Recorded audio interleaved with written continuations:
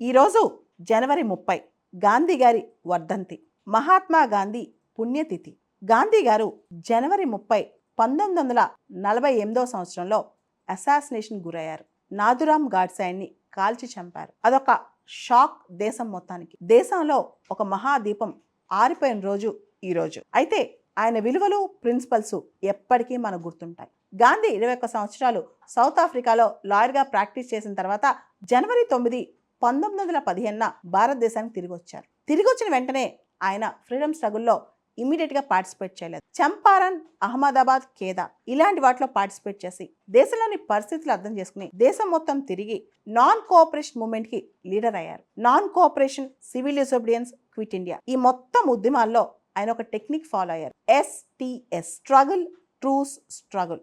ఏ ప్రజా ఉద్యమం కూడా దాని మొమెంటం ఎక్కువ కాలం అదే ఊపుతో కొనసాగదు. కాబట్టి ఒకసారి ఫుల్ స్ట్రగుల్, తర్వాత కొంత వ్యాక్యూమ్, కొంత గ్యాప్, అగైన్ మళ్ళీ స్ట్రగుల్ అన్నమాట.